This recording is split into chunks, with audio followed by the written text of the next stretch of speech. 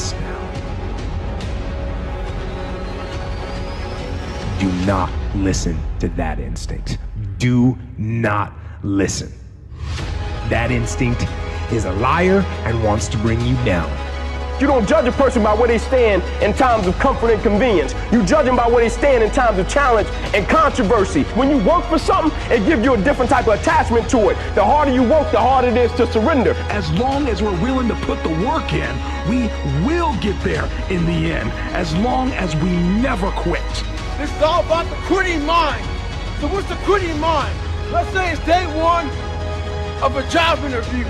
We all know what that fucking shit feels like. You have your clothes laid out. You got your fucking food ready to go in the morning. You've been preparing for weeks and weeks and weeks.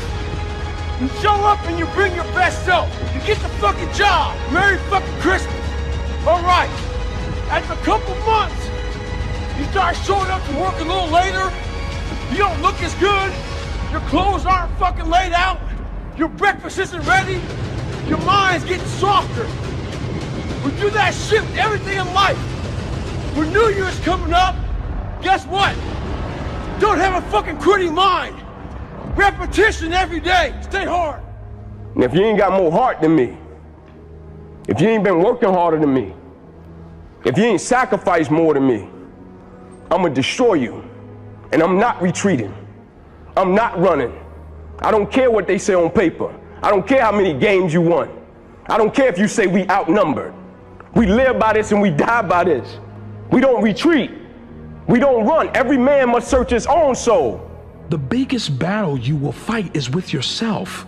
This battle will never go away. It's a fight you will have to battle for the rest of your life. You are the only person that can get yourself back up, but you're also the only person that can lie down and allow yourself to be defeated. Don't fail yourself today. Quitting is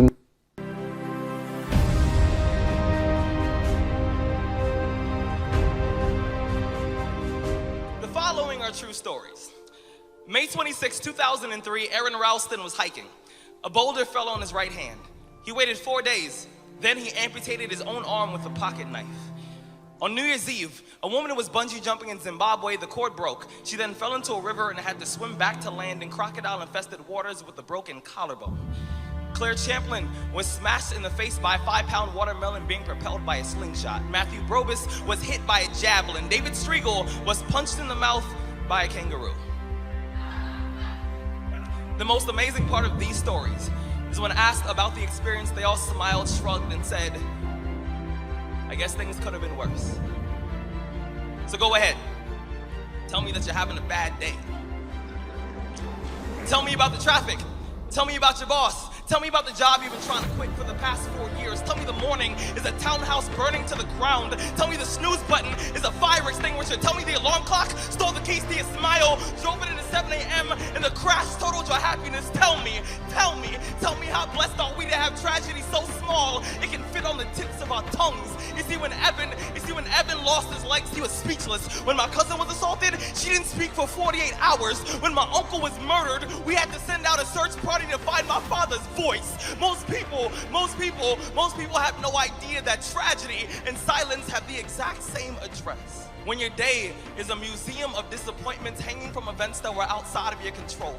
When you find yourself flailing in an ocean of why is this happening to me? When it feels like your guardian angel put in his 2-week notice 2 months ago and just decided not to tell you. When it feels like God is a babysitter that's always on the phone. When you get punched in the esophagus by a fistful of life. Remember that every year 2 million people die of dehydration. So it doesn't matter if the glass is half full or half empty. There's water in the cup. Drink that shit and stop complaining. You see, Muscle is created by repeatedly lifting. The mudflats are an area between San Diego and Tijuana where the water runs off and creates the Tijuana Sloughs, a swampy patch of terrain where the mud will engulf you. It is on Wednesday of Hell Week that you paddle down in the mudflats and spend the next 15 hours trying to survive the freezing cold, the howling wind, and the incessant pressure to quit from the instructors. As the sun began to set that Wednesday evening, my training class, having committed some egregious infraction of the rules, was ordered into the mud. The mud consumed each man till there was nothing visible but our heads. The instructors told us we could leave the mud if only 5 men would quit. Only 5 men, just 5 men, and we could get out of the oppressive cold. Looking around the mud flat, it was apparent that some students were about to give up. It was still over 8 hours till the sun came up. 8 more hours of bone-chilling cold. The chattering teeth and the shivering moans of the trainees were so loud, it was hard to hear anything. And then one voice began to echo through the night. One voice raised in song. The song was terribly out of tune, but sung with great enthusiasm. One voice became 2, and 2 became 3, and before long, everyone in the class was singing. The instructors threatened us with more time in the mud if we kept up the singing, but the singing persisted, and somehow the mud seemed a little warmer, and the wind a little tamer, and the dawn not so far away.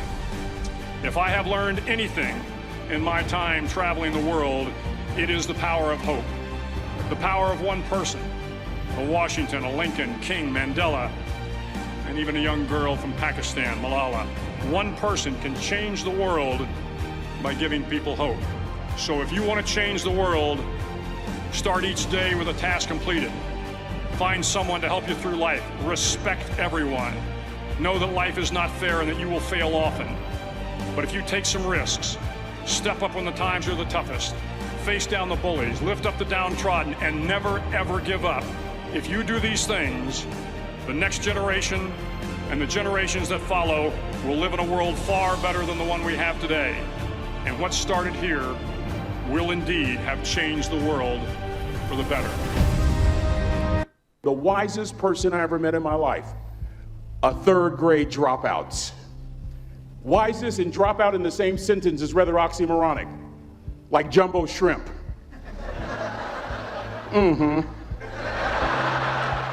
Like fun run, ain't nothing fun about it.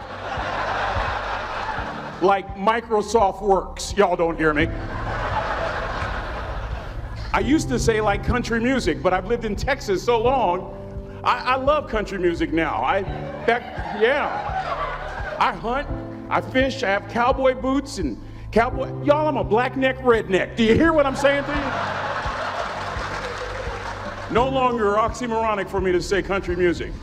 And it's not oxymoronic for me to say 3rd grade and dropout. That 3rd grade dropout, the wisest person I ever met in my life, who taught me to combine knowledge and wisdom to make an impact, was my father. A simple cook. Wisest man I ever met in my life. Just a simple cook. Left school in the 3rd grade to help out on the family farm, but just because he left school doesn't mean his education stopped. Mark Twain once said, "I've never allowed my schooling to get in the way of my education." My father taught himself how to read, taught himself how to write, decided in the midst of Jim Crowism, as America was breathing the last gasp of the Civil War, my father decided he was going to stand and be a man. Not a black man, not a brown man, not a white man, but a man. He literally challenged himself to be the best that he could all the days of his life. I have 4 degrees. My brother is a judge. We're not the smartest ones in our family. It's a 3rd grade dropout daddy. A 3rd grade dropout daddy who was quoting my...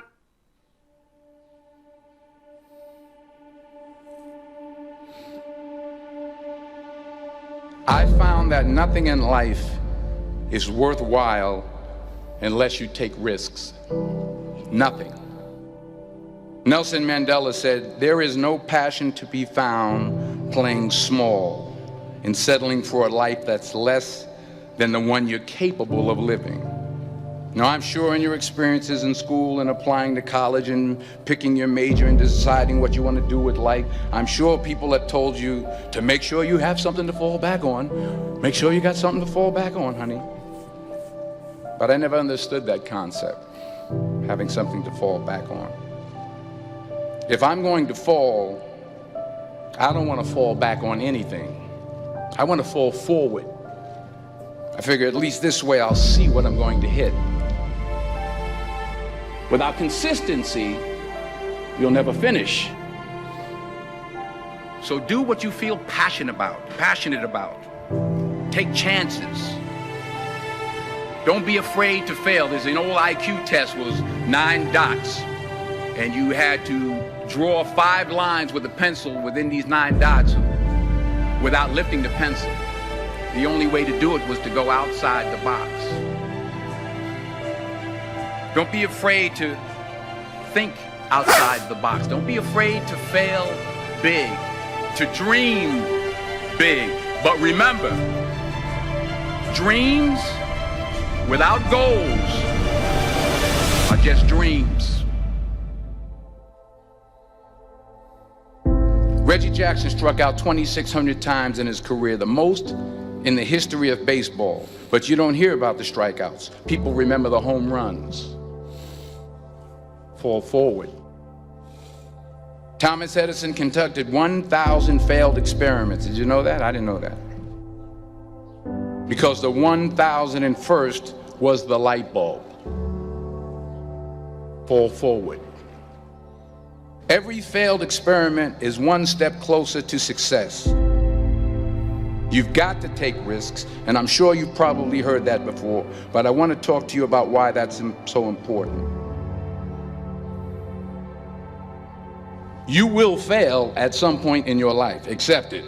You will lose. You will embarrass yourself. You will suck at something.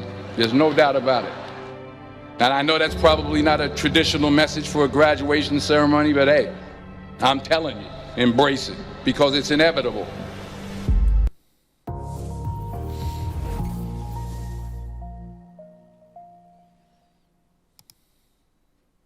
Your brain is the most powerful weapon in the world. Once you put away your phones and your computers and all that we have nowadays, yeah, it's great. We're up to date. But your brain is the only thing you have when you're going through depression, when you're going through hard times, when you're going through death. Real life you can't Google that, man. You're alone.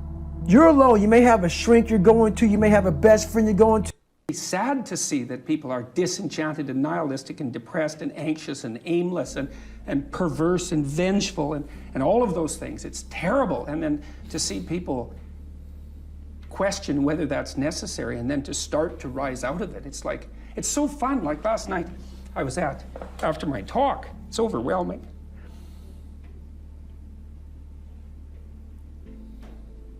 I don't usually think about these things, but I was after my talk last night, and so all these people line up, and they have their 15 seconds with me, and they're kind of tentative. They're excited and attentive when they come up to talk to me, and then they have 15 seconds of time to tell me something. I'm really listening to them, and they're hesitant about whether or not to share the good news about their life, and I think it's often because when people share good news about their life, people don't necessarily respond positively.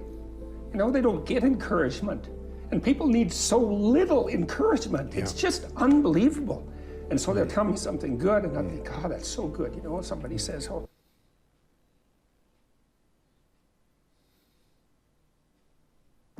If you're suffering, you are obligated, in a sense, to hold on to whatever rope someone throws you. Life can be meaningful enough to justify its suffering. You can tyrannize yourself into doing things, but I wouldn't recommend it. What I would recommend instead is that you ask yourself what you're willing to do. It's a really effective technique. It's like a meditative technique. That's when life is worthwhile.